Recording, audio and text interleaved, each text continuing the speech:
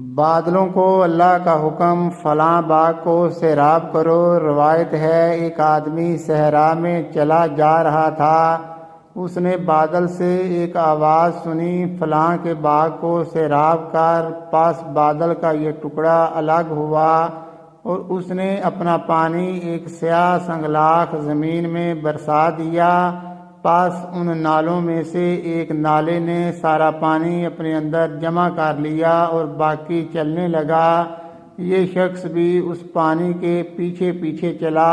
آگے جا کر ایک مقام پر دیکھا کہ ایک آدمی اپنے باغ میں کھڑا اپنے باغ کو پانی لگا رہا ہے۔ اس نے اس سے پوچھا، اے اللہ کے بندے، تیرا نام کیا ہے؟ اس نے وہی نام بتایا جو اس نے بادل میں سے سنا تھا۔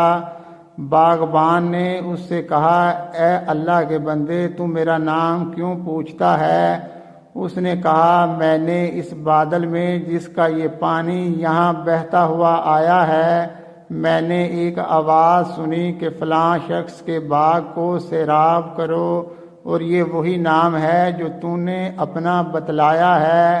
تو اس باغ میں کون سا ایسا عمل کرتا ہے کہ تیرے باغ کی سیرابی کے لیے اللہ نے بادل کو حکم دیا؟ اس باغ والے نے کہا، جب تو یہ کہہ رہا ہے تو میں بتا دیتا ہوں کہ میں اس کی پیداوار کا اندازہ لگاتا ہوں اور اس میں سے ایک حصہ صدقہ کرتا ہوں، دوسرا حصہ میری اور میرے اہل و عیال کی خوراک ہو جاتا ہے، اور اس کا تیسرا حصہ اس باغ پر دوبارہ لگا دیتا ہوں۔